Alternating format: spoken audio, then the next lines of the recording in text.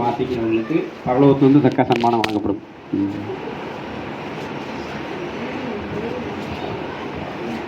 வாங்க, நல்லா இருக்கீங்களா? இங்கே எஸ்ரான்னு ஒரு பையன் இருந்தா காணா. சரி சரி சரி. அன்றியும் ஒரே மனுஷனுடைய கீழ்ப்படியாமையினாலே அநேகர் பாவிகள் ஆக்கப்பட்டது போல ஒருவருடைய கீழ்ப்படிதலினாலே அநேகர் நீதிமான்கள் ஆக்கப்படுவார்கள்.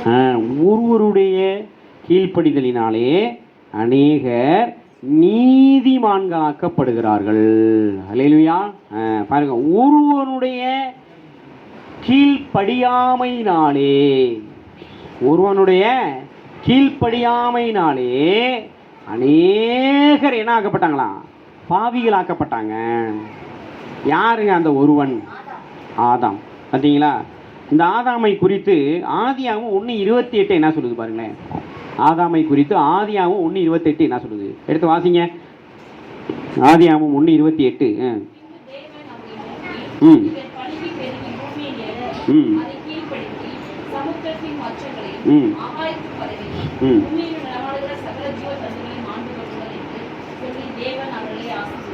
பார்த்தீங்களா? இந்த ஆதாமை தேவன் என்ன செய்யறாரு? நல்லா கவனமா கேளுங்க.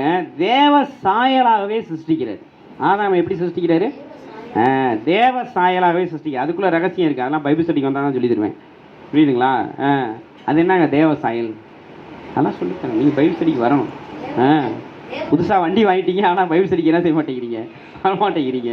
கர்த்தருக்கு சோத்திரம். ஆண்டவர் மேம்டாட்டும். சரி, இந்த வாரத்தில் வந்துடுவீங்களா? போன வாரம் உங்கள் வீட்லாம் நாங்கள் தான் சாப்பிட்டோம். கர்த்தருக்கு சோத்திரம். சரி, ஆண்டவர் மேம்டாட்டும். சரி, அப்போ தேவ சாயலாக சிருஷ்டிச்சு பாருங்க, அவனை தூங்க வச்சு அவன் விழா எலும்புலேருந்து ஒரு எலும்பை எடுத்து ஏவாளை சிருஷ்டிச்சு அப்படியே அழகா அவங்கள 2 பேர்த்தையும் ஏதேன் தோட்டத்துக்குள்ளே கொண்டு வந்து வச்சு கர்த்தர் என்ன சொல்கிறாரு அவங்கள பார்த்து? நீங்கள் பழுகி பெருகி திரளாய் வர்த்தித்து பூமியை நிரப்பி கீழ்ப்படுத்தி ஆண்டு கொள்ளுங்கள்னு சொல்லி என்ன செய்கிறாரு? ஆசீர்வதித்தான். யாராவது கை தூக்குங்க பார்ப்போம். உங்களை தேவன் நேரில் உங்கள் தலையில் கை வச்சு ஆசீர்வாதம் வாங்கினவங்க யாராவது கை தூக்குங்க பார்ப்போம். இல்லையா? ஒருத்தர் கூட இல்லையா? நேரில் ஆண்டவர் இயேசு உங்கள் தலையில் கை வச்சு ஆசீர்வாதம் கொடுக்கலையா? உங்களுக்கு கொடுக்கல. கொடுக்கல. நம்ம யாருக்குமே ஆண்டவர் என்ன செய்யலை? இயேசு கிறிஸ்து சொப்பனத்திலேயாவது அல்லது தரிசனத்திலேயே நேரில் உங்கள் தலையில் கை வச்சு ஆசீர்வாதம் கொடுத்தாரா? இல்லை. ஆனால் ஆதாமுக்கும் ஏவாளுக்கும் அப்படி இல்லைங்க. நேராக கடவுளே ஆசீர்வதிச்சிட்டாருங்க. என்ன செஞ்சிட்டாரு? தேவனே என்ன செஞ்சிட்டாரு? தலையில் கை வச்சு ஆசீர்வதிச்சிட்டாருங்க. இன்றைக்கி பாருங்களேன், ஒரு விசுவாசிகள் ஒரு கூட்டம் என்ன செய்கிறாங்க அப்படின்னா, பாஸ்டர் கையை வச்சு தலையில் என்ன செய்யணும்? என்னை ஆசீர்வதிக்கணும். ஒன்று. இன்னொன்று என்ன தெரியுமா? ஜெபம் பண்ணும்போது என் பேரை கூப்பிடணும். சுவிசேஷ கூட்டங்கள்ல அந்த காலத்தில் அந்த தினகரன் ஒருத்தர் இருப்பார். கேள்விப்பட்டிருக்கிறீங்களா? பார்த்துருக்கிறீங்களா? தினகரனை பார்த்துருக்கீங்களா? பார்த்ததில்ல. அதானே பார்த்தேன். நாங்களாம் பார்த்துருக்கோம். அந்த காலத்து ஆளுங்க தான் தினகரன்லாம் பார்த்துருக்க முடியும். ஏன்னா அவர் என்ன செய்வார்? இங்கே நான் ஒரு சகோதரியை காண்கிறேன், பிரியா என்னும் சகோதரி. அவருடைய கணவர் சிங்கப்பூரில் இருக்கிறார். அப்படியே என்ன செய்வார்? உடனே சொல்லுவார். உடனே என்ன செய்வாங்க? இப்படி இருந்தாலும் ஒரு 10,000 பேர் கூட இடத்துல ஒரு சங்கர் இருப்பான், ஒரு சிவா இருப்பான், ஒரு சுரேஷ் இருப்பான். இவர் சொல்லுவார், சுரேஷ் கர்த்தர் நேசிக்கிறார் அப்படிம்பாரு. உடனே சுரேஷ்னு ஒரு ஒருத்தர் மேலே சாட்சி சொல்லுவார். இந்த மாதிரிலாம் கூப்பிட மாட்டாங்களா அப்படின்னு அப்படியே ஒரு கூட்டம் ஏங்கிட்டு உட்காந்துருக்கும். என் பேரை சொல்ல மாட்டாங்களா, என் பேரை சொல்ல மாட்டாங்களா அப்படின்னு. இப்படிலாம் பார்த்தீங்கன்னா கிறிஸ்தவத்தில் ஜனங்க மத்தியில் என்ன இருக்குதுன்னா, ஆசீர்வாதத்துக்கான ஏக்கம் இருக்கிறது. என் பேரை சொல்ல மாட்டாங்களா, என் தலையில் கை வைக்க மாட்டாங்களா, எனக்கு ஒரு நன்மையை செய்ய மாட்டாங்களா, சொல்ல மாட்டாங்களா, தீர்க்க தரிசனம் சொல்ல மாட்டாங்களான்னு கிறிஸ்தவத்தில் என்ன இருக்குது? ஆசீர்வாதத்துக்காக ஜனங்கள் ஏங்குகிறார்கள். யாருடைய ஆசீர்வாதத்துக்காக? ஊழியக்காரங்க கொடுக்குற ஆசீர்வாதத்துக்காக. ஆனால் இந்த ஏதேன் தோட்டத்தில் நடந்த சம்பவத்தை நீங்கள் பார்த்தீங்களா? ஏதேன் தோட்டத்தில் ஒரு கிரயமும் இல்லாமல் ஃப்ரீயாக, என்னது ஃப்ரீயாக இலவசமாக ஆண்டவர் தலையில் கை வச்சு என்ன சொல்கிறாரு? ஆசீர்வதிக்கிறார். அந்த வசனம் முடியும் போது என்ன முடியுது? மீண்டும் வாசிங்க அந்த வசனத்தில். 1:28. கர்த்தர் என்ன செஞ்சாராம்? ஆசீர்வதித்தார். தேவன் அவர்களை ஆசீர்வதித்தார். கடவுளே நேரில் ஆசீர்வதிச்சிட்டாருங்க. என்னதுங்க? கடவுளே நேரில் ஆசீர்வதிச்சிட்டார். ஆனால் நடந்தது என்ன? நமக்கு ஆசீர்வாதம் கிடைக்கிறதே பெருசு. ஆசீர்வாதம் கிடைக்கிறதே ரொம்ப பெருசு. பாருங்க, இந்த உலகத்தில் இருக்கிற இன்னைக்கு இருக்கிற எல்லா மனுஷர்களுக்குமே ஆசீர்வாதமே கிடையாதுங்க. என்னது? உலகத்தில் இருக்கிறவங்க யாருக்குமே ஆசீர்வாதம் கிடையாது. உலகத்தில் இருக்கிறவங்க சிஎம்மாக இருக்கலாம், பிஎம்மாக இருக்கலாம், இந்த பெரிய பெரிய கார் கம்பெனி ஓனராக இருக்கலாம், பெரிய பெரிய மில் அதிபராக இருக்கலாம், பெரிய பெரிய அரிசி மில் அதிபராக இருக்கலாம், அல்லது ஜவுளி மில் அதிபராக இருக்கலாம். எந்த அதிபராக இருந்தாலும் அவங்களுக்குலாம் என்ன கிடையாது? ஆசீர்வாதம் கிடையாது. யாருக்கு தான் ஆசீர்வாதம் இருக்குது? எபேசியர் 1:3 எடுத்து வாசிங்க. எபேசியர் 1:3 எடுத்து வாசிங்க பார்ப்போம். எபேசியர் 1:3 சத்தமாக அழகா மலரக்கா மாதிரி வாசிங்க பார்ப்போம்.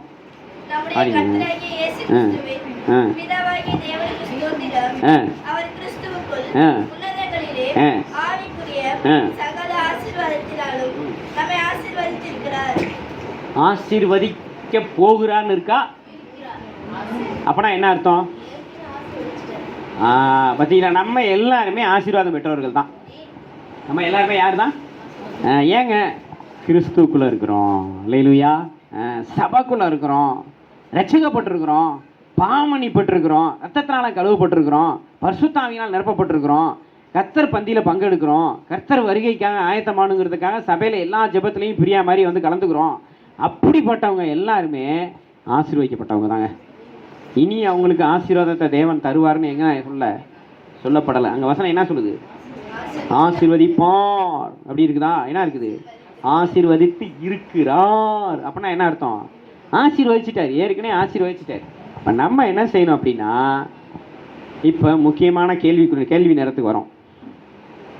நீங்களும் நானும் ஆசீர்வதிக்கப்பட்டதை விட ஆதாம் ஆசீர்வதிக்கப்பட்டது வித்தியாசமானது. புரியுதா உங்களுக்கு? ஆதாமும் ஏவாளும் இயேசுவே நேரில் வந்து அவங்க தலையில் கை வச்சு ஆசீர்வதிக்கிறார்.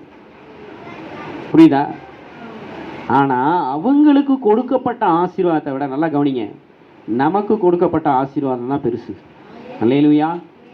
ஏங்க, ரத்தம் சிந்தி ஆசீர்வதிச்சிருக்கிறார். அல்லேலூயா. அங்கே பாருங்கள், அந்த வசனம் சொல்லுது. அந்த வசனத்தை இப்போ எடுத்து வாசிச்சிங்கன்னா, அந்த வசனத்தில் கிறிஸ்துவுக்குள் தேவன் எங்கே ஆசீர்வதிச்சிருக்கிறாராம்? உன்னதங்கள் ஆசீர்வதிச்சிருக்கிறாரு. அப்போ இயேசு உன்னதத்தில் போய் நம்மளை ஆசீர்வதிச்ச அந்த ஆசீர்வாதம் தான் நமக்கு பெஸ்ட்டு பிளெஸிங். பாருங்க, ஆதாமை ஏவலை ஆசீர்வதிக்கும் எங்கே ஆசீர்வதிச்சாரு? ஆதாமை ஏவலை ஆசீர்வதிக்கும் எங்கே ஆசீர்வதிச்சாரு? ஏதேன் தோட்டத்தில் ஆசீர்வதிச்சாரு. நம்மளை எங்கேருந்து ஆசீர்வதிச்சிருக்கிறாரு? உன்னதத்திலிருந்து ஆசீர்வதிச்சிருக்கிறார். இப்போ ஆவியானவர் உங்கள் ஒவ்வொருத்தரை பார்த்து ஒரு கேள்வி கேட்க போகிறாரு. என்ன கேட்க போகிறாரு? நீ ஆதாமை போல ஆசீர்வாதத்தை இழந்து போகிறாயா, அல்லது இயேசுவை போல ஆசீர்வாதத்தில் நிலைத்திருக்க போகிறாயா? நம்ம ஒவ்வொருத்தரை பார்த்து இன்னைக்கு ஆவியானவர் கேட்குற கேள்வி என்னது? அதைத்தான் ரோமர் 5:19 வாசித்தோம்.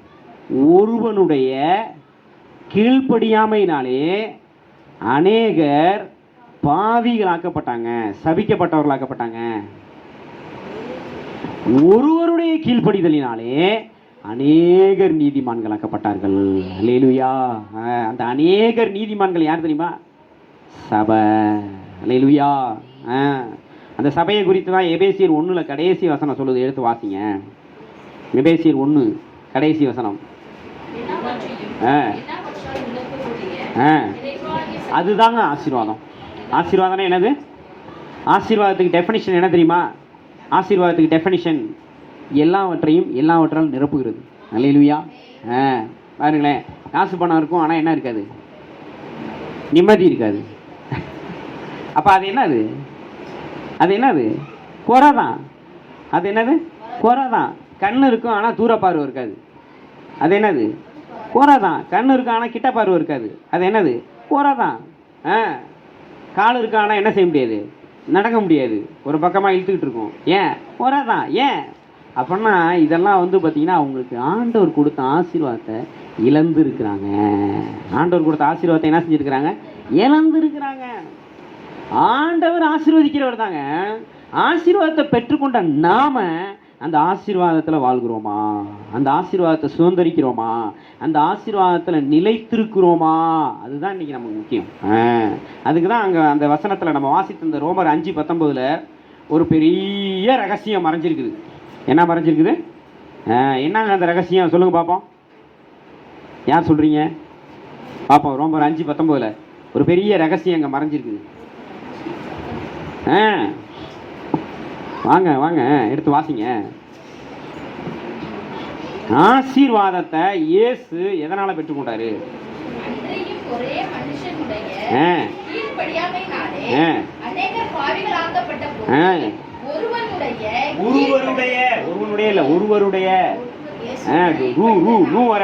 வரும். ஏன்னா இயேசுக்கு மரியாதை கொடுக்கும் பைபிள்ல.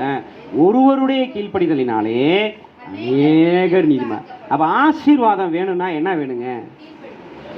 ஊழியக்காரங்க பேர் சொல்லி கூப்பிட்டா ஆசீர்வாதம் தான். ஊழியக்காரங்க தலையில் வச்சு ஆசீர்வச்சா ஆசீர்வாதம் தான், இல்லைன்னு சொல்ல. என்ன கடவுளே நேரில் வந்து ஆசீர்வச்சாலும் அந்த பயப்புல கீழ்ப்படியாம என்னாச்சு? சாபத்தை வாங்கிச்சு. என்ன வாங்கிச்சு? ஆதியாகமம் 3ஆவது அதிகாரம் எடுத்து வாசிங்க. ஆதியாகமம் 3ஆவது அதிகாரம் 16 முதல் 19 வேகமாக வாசிங்க. ஆதியாகமம் 3:16 முதல் 19.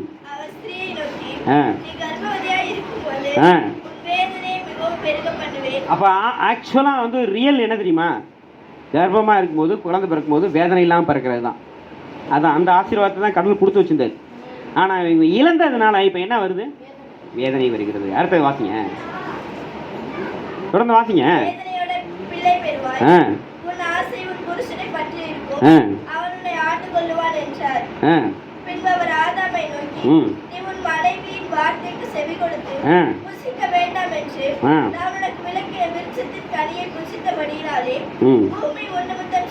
பார்த்தீங்களா? ஆனால் ரியல் என்ன தெரியுமா? பூமியை ஆண்டவர் ஆசீர்வச்சு தான் கொடுத்தாரு அவனுக்கு. இப்போ நடந்தது என்னன்னா, இவன் நிமித்தம் பூமி சபிக்கப்படுது. இவன் நிமித்தம் பூமி என்ன சபிக்கப்படுது? தொடர்ந்து வாசிங்க, அங்கே என்ன நடக்குது பாருங்க. அவன் பாருங்க, ஆண்டவர் ஏதேன் தோட்டத்தில் வச்சு அவனை சந்தோஷமா புசித்து குடித்து மகிழ்ச்சியா இருந்தாரு. ஆனா இவன் என்ன ஆயிட்டான்? இப்ப சபிக்கப்பட்டதுனால வருத்தம். என்ன வருத்தம்? போய் எவ்வளவு பிரயாசப்பட்டாலும் என்ன இல்லை? பிரயாசத்துக்கு ஏற்ற பலன் இல்லை. இவன் ஒண்ணுமே செய்ய வேண்டாங்க. ஏதேன் தோட்டத்துல சகலவித கனிகளை கொடுக்கக்கூடிய விருட்சங்களை ஆண்டவர் வச்சிருந்தார். ஜீவ விருட்சத்தை வச்சிருந்தார். நீ எதை வேணாலும் சாப்பிடுங்கிறார்.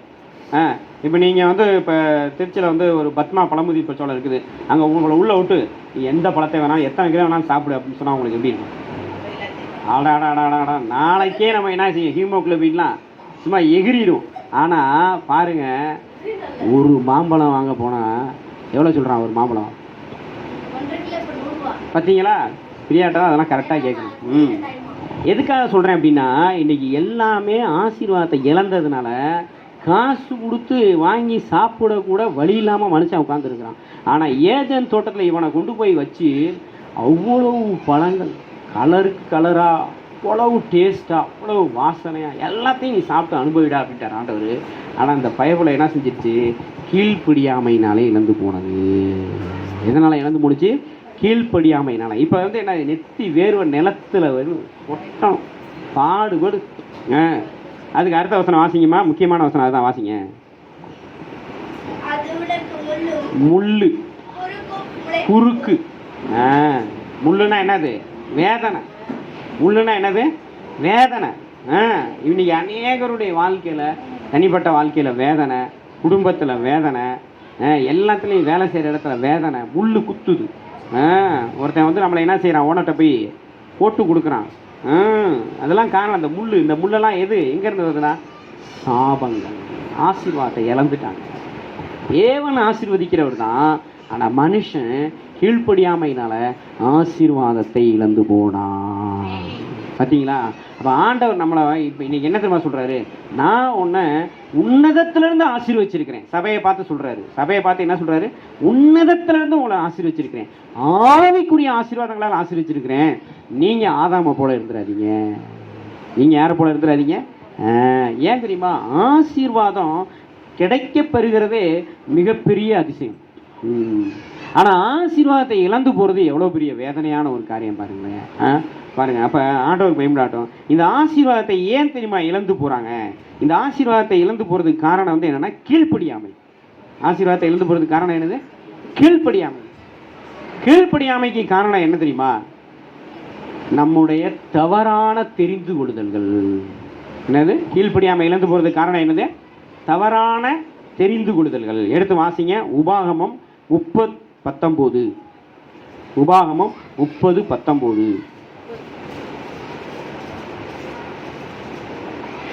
நான் ஜீவனையும் மரணத்தையும் ஆசீர்வாதத்தையும் சாபத்தையும் உனக்கு முன் வைத்தேன் என்று உங்கள் மேல் வானத்தையும் பூமியையும் என்று சாட்சி வைக்கிறேன். ஆகையால் நீயும் உன் சந்ததியும் பிழைக்கும்படிக்கு நீ ஜீவனை தெரிந்து கொண்டு. பார்த்தீங்களா? பிழைக்கணுங்க.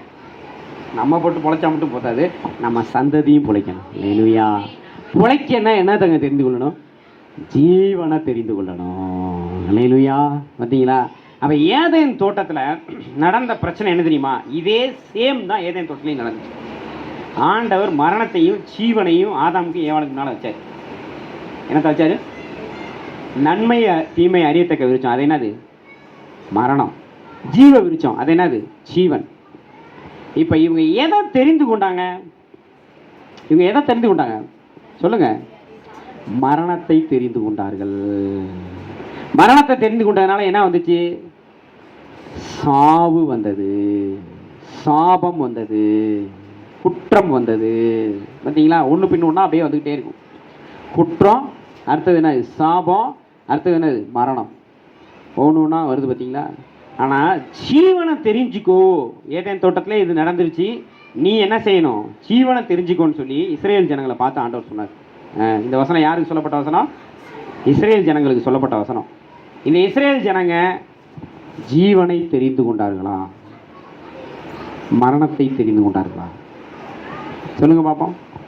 இஸ்ரேல் ஜனங்க ஜீவனை தெரிந்து கொண்டாங்களா, மரணத்தை தெரிந்து கொண்டாங்களா? சொல்லுங்க. இஸ்ரேல் ஜனங்களும் ஜீவனை தெரிந்து கொள்ளாமல் மரணத்தை தான் தெரிந்து கொண்டாங்க. நம்ம புதிய ஏற்பாட்டு சபையாகிய உங்களையும் என்னையும் பார்த்து இன்னைக்கு ஆண்டவர் கேட்கறது என்ன அப்படின்னா, நீங்களாவது ஜீவனை தெரிந்து கொள்கிறீர்களா? ஆண்டவருக்கு சொல்ற காரியம் என்னது? நீங்களாவது ஜீவனை தெரிந்து கொள்கிறீர்களா? பாருங்க, சபையை பார்த்து எபேசியர் 2:1 சொல்லுது. எடுத்து வாசிங்க. எபேசியர் 2:1 என்ன சொல்லுது?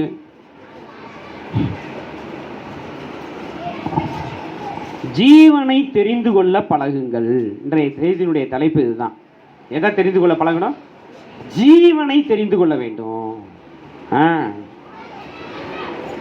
எபேசியர் 2:1 அக்கிரமங்களினாலும் பாவங்களினாலும் மரித்தவர்களாய் இருந்த உங்களை தேவன் கிறிஸ்துவுடனே கூட உயிர்ப்பித்தார். அப்ப ஆல்ரெடி நம்ம எல்லாருமே அந்த ஒருவனுடைய கீழ்ப்படியாமையினாலே பாவிகளாக செத்தவர்களாக தான் இருக்கிறோம், சபிக்கப்பட்டவர்களாக தான் இருக்கிறோம், குற்றவாளிகளாக தான் இருக்கிறோம். ஆனால் இப்போ ஒருவருடைய கீழ்ப்படிதலுக்குள்ள வந்து நீதிமான்களாக்கப்பட்டிருக்கிற நம்ம தலையில் ஆசீர்வாதம் தங்கணும் அப்படின்னா ஜீவனை தெரிந்து கொள்ளுகிறவர்களாக இருக்க வேண்டும். அதிலே வசனம் சொல்லுது, பிழைக்கும்படிக்கு ஜீவனை தெரிந்து கொள்ளணுமா? அல்லேலூயா. பிழைக்கும்படிக்கு. பாருங்க, கல்வாரி சிலுவையில இயேசு தொங்கும் போது வலது பக்கத்தில் ஒருத்தன் தொங்குறான், இடது பக்கத்தில் ஒருத்தன் தொங்குறான். 2 பேர்ல ஒருத்தன் ஜீவனை தெரிந்து கொண்டான், ஒருத்தன் மரணத்தை தெரிந்து கொண்டான். பார்த்தீங்களா? ஒருத்தன் சொல்கிறான் ஆண்டவரை பார்த்து, ஆண்டவரே என் ராஜ்யத்தில் அடியனை நினைத்தருளும். ஆண்டவர் சொல்கிறார், இன்றைக்கு என்னுடனே கூட பரதீசில் இருப்பாய். ஒருத்தன் சொல்கிறான், நீர் கிறிஸ்துவானால் உன்னையை ரட்சித்துக்கொள், எங்களையும் ரட்சியும் அப்படிங்கிறான். இப்போ இவன் சொல்கிறான், நீ தேவனுக்கு பயப்படுகிறது இல்லையா? நம்ம எல்லாரும் குற்றம் செஞ்சு சிலுவையில் தொங்குறோம், ஒரு குற்றமும் அறியாத அவர் சிலுவையில் தொங்குறாரு அப்படின்னு சொல்லி அவன் சொல்கிறான் ஆண்டவரை பற்றி. நீ தேவனுக்கு பயப்படுகிறது இல்லையா? பாருங்க, அப்போ ஆண்டவர் மேம்டாட்டும், ஜீவனை தெரிந்து கொள்ளுங்கள். எதை தெரிந்து கொள்ளணும்? பாருங்க, கர்த்தருக்கு மேம்டாகட்டும். உங்கள் வாழ்க்கையில் ஆண்டவர், உங்கள் வாழ்க்கையிலையும் சரி என் வாழ்க்கையிலையும் சரி, ஆண்டவர் எப்பொழுதுமே இந்த ஜீவனையும் இந்த மரணத்தையும் முன்னால் வச்சுக்கிட்டே தான் இருப்பார். நீங்கள் ஜீவனை தெரிஞ்சுக்கிட்டா ஆசீர்வாதம், மரணத்தை தெரிஞ்சுக்கிட்டா சாபம். நீங்கள் தேவன் ஜீவனை தெரிஞ்சுக்கிட்டா அதுக்கு பேர் என்னது? அதுக்கு பேர் என்னது? கீழ்ப்படிதல். ஜீவனை தெரிஞ்சுக்கிட்டீங்கன்னா அதுக்கு பேர் என்னது? கீழ்ப்படிதல். மரணத்தை தெரிஞ்சுக்கிட்டீங்கன்னா அதுக்கு பேர் என்ன தெரியுமா? கீழ்ப்படியாமை. ஆண்டவர் பார்த்தீங்கன்னா சாகுறவனுடைய சாவை விரும்புகிறதில்லை. ஆண்டவருடைய வசனம் நீங்கள் எசேக்கியேல் புத்தகத்தில் போய் வாசிச்சு பாருங்க. ஆண்டவர் சொல்றாரு, சாகுறவனுடைய சாவை நான் என்ன செய்யறதில்ல, விரும்பலை அப்படிங்கிறார். ஏன்னா அது சாபம், அது மரணம், அது சாபம், அது வேண்டாம். சரியா ஜனங்களை பார்த்து என்ன சொல்றாரு, அதே தான் ஏதேன் தோட்டத்தில் என்ன சொன்னார், உனக்கு முன்னால் ஜீவனை இருக்கிறேன், மரணத்தை இருக்கிறேன், நீ எதை எடுத்துக்கொண்டார் சொல்லிட்டாரு, எச்சரிச்சிட்டார், முன்னாலே சொல்லிட்டாருங்க. இந்த பக்கெட்டு போனால் அவனுக்கு சாவு வந்துடும் சொல்லிட்டு அந்த வீட்டு போய் செத்தா அது யாருக்கு பொறுப்பு? அதுக்கு ஆதாமும் ஏவாளும் தான் பொறுப்பு. அவன் என்ன சொல்கிறான், அந்த அம்மா வந்து அவன் வந்து அந்த அம்மாவை சொல்கிறான், அந்த அம்மா வந்து அந்த பிசாசை சொல்கிறான். இது வந்து பார்த்திங்கன்னா தொடர்கதையாக இன்றைக்கி நடந்துக்கிட்டு இருக்குது. இன்றைக்கி வந்து பார்த்திங்கன்னா ஒரு குடும்பத்தில் பிரச்சனை வருதுன்னு வைங்களேன், பிரச்சனைக்கு காரணமாக இருக்கிறவன் வந்து பார்த்திங்கன்னா தான் பிரச்சனையை ஒத்துக்கவே மாட்டான். அக்கா வந்து தங்கச்சியை சொல்லுவோம், தங்கச்சி வந்து அம்மாவை சொல்லுவோம், அம்மா வந்து அப்பாவை சொல்லுவோம், இப்படியே தான் வால் பிடிச்சி போயிட்டே இருக்கும். இது வந்து பார்த்திங்கன்னா எல்லா குடும்பத்துலேயும் நடக்கிற ஒரு சமாதானம். ஏன்னா அந்த ஆதாம் ஏவாளுக்குள்ளே இருக்கிற அந்த கீழ்ப்படியாமை எல்லா குடும்பத்துக்குள்ளேயும் இருக்குது. அப்போ கீழ்ப்படியாமை போகணும் அப்படின்னா நீங்கள் கீழ்ப்படியணும்னா ஜீவனை தெரிந்து கொள்ளுங்க. அல்லேலூயா. பாருங்கள், ஜீவனை தெரிஞ்சுக்கிட்டீங்கன்னா உங்கள் வாழ்க்கையில் ஆசீர்வாதம் உண்டாகும். ஜீவனை தெரிந்து கொண்டீங்கன்னா உங்கள் வாழ்க்கையில் கீழ்ப்படிதல் உண்டாகும். வேகமாக இதுக்கு ஒரு உதாரணமாக ஒரு பாத்திரத்தை எடுத்து பார்ப்போம்.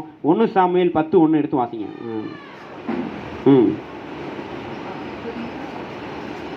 சீக்கிரம் சீக்கிரம். 1 சாமுவேல் 10:1.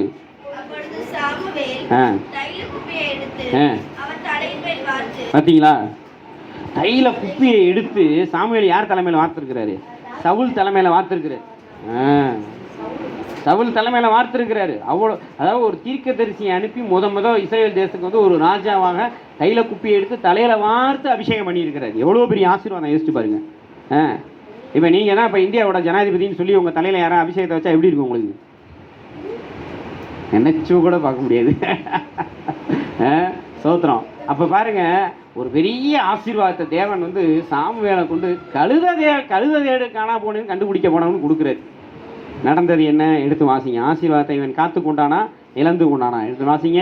1 சாமுவேல் 13:13 வேகமாக வாசிங்க. 1 சாமுவேல் 13:13. புத்தியீனமாய் இதை செய்தீர். பார்த்தீங்களா, ஆசீர்வதிக்கப்பட்டவன் தாங்க அவன், அபிஷேகம் பண்ணப்பட்டவன் தாங்க அவன். ஆனால் அவன் என்ன செஞ்சான்? புத்தியீனமானது செஞ்சுட்டான். பார்த்தீங்களா, தொடர்ந்து வாசிங்க. வாசிங்கம்மா.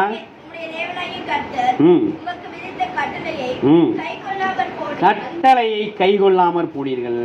பார்த்தீங்களா, சுத்திகரிப்புக்கு யாரெல்லாம் வந்தீங்க கை தூக்குங்க பார்ப்போம். புத்தி இல்லாதவங்க எப்படி இருப்பாங்க? 3 காரியம் சொல்லி கொடுத்தேன். பார்த்தீங்களா, 3 காரியத்தை லேட்டாக வந்தவங்களாம் மிஸ் பண்ணிட்டீங்க. சுத்திகரிப்பு கரெக்டாக வரணும். புத்தியீனமாய் செய்தீர்கள். அப்போ புத்தி இல்லாதவங்க 3 காரியம். மந்த இருதயம் இருக்கும். புத்தி இல்லாதவங்களுக்கு என்ன இருதயம் இருக்கும்? மந்த இருதயம் இருக்கும். புத்தி இல்லாதவங்க எப்படி இருப்பாங்க அப்படின்னா, அவங்க தங்களை தாங்களே கெடுத்து கொள்கிறார்கள். புத்தி இல்லாதவங்க எப்படி இருப்பாங்க? புத்தி இல்லாதவங்க மயங்குகிறவர்களாக இருப்பார்கள். கலாத்தியர் 3:1 சொல்லுது, புத்தி இல்லாத கலாத்தியரே உங்களை மயக்கினவன் யார்? நல்லா தான் அந்நிய பாஷை பேசுகிற, ஆனால் நீ என்ன ஆகுற? மயங்கி போகிற. புத்தி இல்லாத புருஷன் யாரு? புத்தி இல்லாத புருஷன் யாருமா? மத்தேயில சொல்லப்பட்டிருக்குது புத்தி இல்லாத புருஷனை பற்றி. மத்தேயு 7:26 அவன் எப்படி இருப்பானா? வசனத்தை கேட்பான், ஆனால் என்ன செய்ய மாட்டான்? வசனத்தின்படி செய்ய மாட்டான். புத்தி இல்லாத ஸ்திரீ யார் தெரியுமா? நீதிமொழிகள் 14:1 சொல்லுது, தன் கைகளினாலே தன் வீட்டை இடித்து போடுகிறவள். அப்போ பாருங்க, அதே வேலையை தான் சவுல் செஞ்சிருக்கிறான். ஏன் தெரியுமா? அவன் மரணத்தை தெரிந்து கொண்டான். அவன் எதை தெரிந்து கொண்டான்? அவன் கீழ்ப்படியலை, வசனத்தை கை கொள்ளலை, புத்தியீனமான காரியத்தை செஞ்சான். அவனுடைய முடிவு என்னாச்சு பாருங்க. ஆண்டவர் சொல்றாரு, 1 சாமுவேல் 15:11 வாசிங்க. 1 சாமுவேல் 15:11. 1 சாமுவேல் 15:11.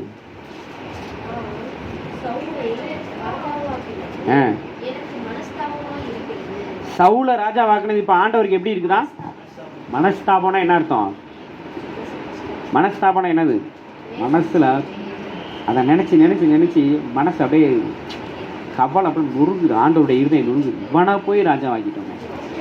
அப்படித்தான் ஆதாம ராஜா வாக்கினதுக்கு இயேசு வருத்தப்பட்டார். ஆதாம ராஜா வாக்கினதுக்கு இயேசு என்ன செஞ்சார்? மனஸ்தாகப்பட்டார். இஸ்ரேலில் வந்து சவுலை ராஜாவாக்கினதுக்கு இயேசு வருத்தப்பட்டார். இன்றைக்கி உங்களையும் என்னையும் ரத்தத்தை சிந்தி ராஜாவாக்கியிருக்கிறார். உங்களையும் என்னையும் எப்படி ராஜாவாக்கியிருக்கிறாரு? வெளிப்படுத்தின விசேஷம் 1:6 இருக்குது. எடுத்து வாசிக்க நேரம் இல்லை, நீங்கள் அப்புறமா நேரம் இருக்கும்போது வாசிச்சுக்கோங்க. நம்மளை ராஜாக்களாகவும் ஆசாரியர்களும் ஆக்கியிருக்கிறார். ஒரு அபிஷேகத்தை இப்போ கொடுத்துருக்கிறார். வெந்தயகோஸ்தே நாள் அன்னைக்கு அக்னிமயமான நாவுகளாக நம்ம மேலே வந்து இறங்கி என்ன கொடுத்துருக்கிறாரு? ஒரு ஆசீர்வாதத்தை கொடுத்துருக்கிறார். அதைத்தான் எபேசியர் 1:3 வாசித்தோம். உன்னதங்களிலே கிறிஸ்துக்குள் தேவன் ஆவிக்குரிய சகல ஆசீர்வாதத்தினால் உங்களை ஆசீர்வதித்து இருக்கிறார். ஆண்டவர் அன்னைக்கு ஏதேன் தோட்டத்தில் ஆதாமை பார்த்து சொன்ன மாதிரி, அப்புறம் இஸ்ரேல் தேசத்தில் சவுலை பார்த்து மனஸ்தாகப்பட்ட மாதிரி இப்போ சவுலை பார்த்து மனஸ்தாகப்பட்டார்ல, அங்கே 26 வாசிங்களேன். அதில் 1 சாமுவேல் 15:26. சாமுவேல் சவுலை பார்த்து, நான் உம்முடைய கூட திரும்பி வருவதில்லை. கர்த்தருடைய வார்த்தையை புறக்கணித்தேன். நீர் இஸ்ரவேலின் மேல் ராஜாவாய் இராதபடிக்கு கர்த்தர் உம்மையும் புறக்கணித்து. பார்த்தீங்களா? கர்த்தருடைய வார்த்தையை புறக்கணித்தீர்கள். சவுலோட கீழ்ப்படியாமை காரணம் என்ன தெரியுமா? அவன் ஜீவனை புறக்கணித்தான். தேவனுடைய வார்த்தை தான் ஜீவனும் வல்லமையோடு தான் இருக்குது. அவருடைய நாமம் தேவனுடைய வார்த்தை. இயேசுவோட நாமம் என்னது? தேவனுடைய வார்த்தை. இயேசுவை புறக்கணிச்சிட்டாங்க. அங்கே ஆதாமும் ஏவாளும் இயேசுவை புறக்கணித்தாங்க. இங்கே சவுல் இயேசுவை புறக்கணித்தான். முடிவு என்ன ஆனது தெரியுமா? சவுல் பட்டயத்தை நான் போட்டு அதில் அவனே விழுந்து செத்து போனான். பெலிஸ்தியருடைய கைகளினாலே சவுலும் யோனத்தானும் மடிந்து போனார்கள்னு 1 சாமுவேல் கடைசி அதிகாரம் முடிகிறது. பார்த்தீங்களா? அப்போ ஆண்டவர் வந்து நமக்கு முன்பாக மரணத்தையும் வைக்கிறாரு, நமக்கு முன்பாக ஜீவனையும் வைக்கிறார். நீ மரணத்தை தெரிந்து கொண்டானா கர்த்தருடைய வார்த்தையை புறக்கணிக்கிற. கர்த்தருடைய வார்த்தையை பாருங்க, யோபுவை போல என் ஆண்டவருடைய வசனம் எனக்கு ஆகாரத்தை விட பெருசாக மாறணும். அல்லேலூயா. தாவீது சொல்கிறான், கர்த்தரை முன்வைத்து ஓடுகிறேன். எனக்கு பைபிள்லாம் தெரியாதுங்க, எனக்கு படிக்கலாம் தெரியாதுங்க, அதை பற்றிலாம் நீங்கள் கவலையே படாதீங்க. அவர் நடந்தபடியே தானும் நடக்க வேண்டும். பார்த்தீங்களா? வசனத்தை கேட்டு காதில் கேட்டு மனசில் வச்சு இயேசு இந்த இடத்துல என்ன செய்வார்? நீங்கள் ஒரு காரியத்தை செய்ய போகிறீங்கள, செய்கிறதுக்கு முன்னால் இந்த இடத்துல இயேசு என்ன செய்வார்? அதை நான் செய்வேன் செஞ்சீங்கன்னா நீங்கள் ஜீவனை தெரிந்து கொள்வீங்க. அல்லேலூயா. பாருங்கள், ஜெபம் பண்ணாமல் தூங்கணும் இந்த உடம்பு சொல்லும். இந்த உடம்பு என்ன சொல்லும்? கொட்டாய் வரும். மனசு சொல்லும், அப்பா ஒரு 5 நிமிஷம் ஜெபம் எடுத்துங்கப்பா அப்படின்னு சொல்லுவோம். அப்போ நீங்கள் உடம்பையும் பார்க்காதீங்க, மனசையும் பார்க்காதீங்க, இயேசுவை பாருங்கள். இயேசு என்ன தெரியுமா செஞ்சிருப்பாரு அப்படின்னு யோசிச்சிங்கன்னா, அவர் எவ்வளோ களைப்பாக இருந்தாலும் இரவெல்லாம் செபித்தார். அதிகாலையில் இருட்டோடு எழுந்து போய் செபித்தார். அப்போ இயேசு என்ன செஞ்சாருங்கிறத பார்த்தீங்கன்னா நமக்குள்ளே ஜீவன் வரும். உலகம் என்ன செஞ்சுது? மகாத்மா காந்தி என்ன செஞ்சார்? புத்தர் என்ன செஞ்சார்? இப்போ இருக்கிறாங்களே தளபதி, அவங்களாம் என்ன செஞ்சாங்க? இதெல்லாம் பார்த்தோன்னா நம்ம நாசமாக தான் போகணும். இயேசு எப்போதும் நமக்கு தலை இயேசு தான். அல்லேலூயா. அவரை நோக்கி பார்க்கிறவர்கள் முகங்கள் வைக்கப்பட்டு போவதில்லை, பிரகாசமடையும். கர்த்தருக்கு மகிமை உண்டாகட்டும். நம்ம எல்லாரும் எழுந்து நிற்போம் தேவ சமூகத்தில். நம் ஜீவனை தெரிந்து கொள்வர்களாக மாற வேண்டும். எபிரேயர் 12:2 மட்டும் எடுத்து வாசிங்க. எபிரேயர் 12:2 எடுத்து வாசிங்க. இயேசு என்ன செஞ்சார்? இயேசு என்ன செஞ்சார்? இயேசு என்ன செஞ்சார்? அதை தான் நம்ம செய்யணும். அவர் தமக்கு முன் வைத்திருந்த சந்தோஷத்தின் பொருட்டு அவமானத்தை எண்ணாமல் சிலுவையை சகித்து தேவனுடைய சிங்காசனத்தின் வலது வாசலில் வீற்றிருக்கிறார். பாத்தீங்களா? இயேசு சிலுவையை சுமக்கிறதுக்கு முன்னாலேயே அவருடைய கண் எதை தெரியுமா பார்த்துச்சு? அவருடைய கண் உன்னதத்தில் பிதாவோட வலது வருஷத்தில் உட்கார்ந்துருக்கிறத பார்த்துச்சு. எபிரேயர் 12:2 உங்கள் வசனம் என்ன சொல்லுது? இயேசு அவமானத்தை எண்ணாமல். எதை எண்ணலையா? பிதாவுக்கு கீழ்ப்படியன்னா கொஞ்சம் அவமானப்பட்டு தான்ப்பா ஆகணும். ஆனால் ஆண்டவர் அந்த அவமானத்தை பார்க்கல. பரலோகத்தில் போய் பிதாவோட வலது பஸ்ஸில் உட்காந்துங்க. தமக்கு முன் வைத்திருந்த சந்தோஷத்தின் பொருட்டு. பார்த்தீங்களா? அப்போ ஆண்டவர் உங்களை ஆசீர்வதிக்கணும் அப்படின்னா சில கீழ்ப்படிதல்களை உங்களுக்கு அனுமதிப்பார். அந்த கீழ்ப்படிதல் உங்களுக்கு வழியாக கூட இருக்கலாம். அது வழியாக இருந்தாலும் நீங்கள் கீழ்ப்படிச்சிங்கன்னா அதுதான் உங்களுக்கு பெரிய மகிமையாக மாறும். பார்த்தீங்களா? இயேசு அதுதான் நமக்கு செஞ்சார். நம்ம எல்லாரும் எழுந்து நிற்போமா? எந்த சூழ்நிலையிலையும் இயேசுவை பார்க்குற இருதயத்தை எனக்கு கொடுங்கன்னு கேட்போமா? இயேசு தான் ஜீவன். இயேசு தான் ஜீவன். அவர் தான் ஜீவ விருட்சம், அவர் தான் ஜீவனுக்கு போகிற வாசல், அவர் தான் ஜீவன். ஆண்டவர் பாருங்கள், கடைசியாக ஒரு நீங்கள் வெளிப்படுத்தின விசேஷம் ஒரு வசனத்தை வாசிங்க. அந்த வசனத்தை ஆவியான நினை பூட்டுக்கிறபடினால வெளிப்படுத்தின விசேஷம் 22 எடுத்துக்கொள்ளுங்க. 22 வெளிப்படுத்தின விசேஷம் 22:14 வாசிங்க. வெளிப்படுத்தின விசேஷம் 22:14 வாசிங்கம்மா. ஜீவ விருட்சத்தின் மேல் அதிகாரம் உள்ளவர்களாவதற்கும் வாசல் வழியாய் நகரத்திற்குள் பிரவேசிப்பதற்கும் அவருடைய கற்பனைகளின்படி செய்கிறவர்கள் பாக்கியவான்கள். அல்லேலூயா. பார்த்தீங்களா, ஆண்டவருடைய வார்த்தையை ஒரு காலும் புறக்கணிக்காதீங்க. ஆண்டவரை ஒரு காலும் புறக்கணிக்காதீங்க. ஆண்டவரை முன்வைத்து ஓடுங்க. ஆண்டவருடைய வார்த்தையின்படி நீங்கள் அப்போ தான் வாழ முடியும். வார்த்தையில் தான் ஜீவன் இருக்குது. ஜீவன் உங்கள் வாழ்க்கையில் பரிபூரணப்பட வேதம் சொல்லுது, ஜீவ விருட்சத்தின் மேல் உங்களுக்கு அதிகாரம் உண்டாகும். நன்மை தீமை விருட்சத்தை சாப்பிட்டு இன்னைக்கு எல்லாம் செத்தவங்களாக இருக்கிற நம்மளை இயேசு ஜீவனை கொடுத்து ஜீவ விருட்சத்தின் மேல் அதிகாரம் உள்ளவர்களாக மாற்றுகிறதற்கும், அந்த நகரத்திற்குள்ள அந்த புதிய எருசலேமுக்குள்ள வாசல் வழியாய் பிரவேசிப்பதற்கும் நம்மளை பார்த்து ஆண்டவர் சொல்ற ஒரே ஒரு காரியம்னா, கற்பனைகளின்படி செய்கிறவர்கள் பாக்கியவான்கள். அதைத்தான் ஆண்டவர் நமக்கு சிலுவையில் சம்பாதித்து கொடுத்தார். நமக்கு ஆண்டவர் கொடுத்த ஆசீர்வாதத்தை நாம் இழக்காமல் இருக்கணும் அப்படின்னா, நாம் சவுலை போல ஆதாமை போல மாறாமல் இயேசுவை போல மாறணும். ஆண்டவர் தமக்கு முன் வைத்த சந்தோஷத்தின் பொருட்டு அவமானத்தை எண்ணாமல் சிலுவையை சகித்தார். நம்ம கீழ்ப்படி என்ன, சில சிலுவைகள் வரதான் செய்யும், சில அவமானங்கள் வரதான் செய்யும். ஆனால் நம்ம கீழ்ப்படிஞ்சோம் அப்படின்னா ஒரு பெரிய மகிமையை தேவன் நமக்கு வைத்திருக்கிறார். ஒரு பெரிய அதிகாரத்தை தேவன் நமக்கு தருவார். நம்ம எல்லாரும் அப்படியே தலைகளை தாழ்த்தி ஒப்பு கொடுப்போமா? ஆண்டவரை பார்த்து சொல்லுங்கள், இயேசுவை போல என்னை மாற்றுங்க ஆண்டவரேன்னு சொல்லுங்கள். உங்களுக்கு ஆசீர்வாதம் ஏது தெரியுமா? இயேசுவை போல நீங்கள் மாறுறது தான். இல்லையா? இயேசுவை போல என்னை மாற்றுங்கன்னு கேளுங்களேன். ஆண்டவரை பார்த்து அப்படியே ஒப்பு கொடுக்குறேன். ஆண்டவரே, இயேசுவை போல என் மனசை மாற்றுங்கன்னு கேளுங்க. இயேசுவை போல என் சிந்தையை மாற்றுங்கன்னு கேளுங்க. இயேசுவை போல என் ஆவியை மாற்றுங்கன்னு கேளுங்க. இயேசுவை போல என் கரங்களை மாற்றுங்கன்னு சொல்லுங்களேன். உங்கள் கரத்தில் தொட்டிங்கன்னா அது ஆசீர்வாதமாக மாறும். ஹல்லேலூயா. அபிஷேகம் பாருங்கள், அப்போஸ்தலனாகிய பவுல் அப்படியே உருமால்களையும் கச்சைகளையும் தூக்கி எரிஞ்சானா சுகம் உண்டாகுதான். ஏன் தெரியுமா?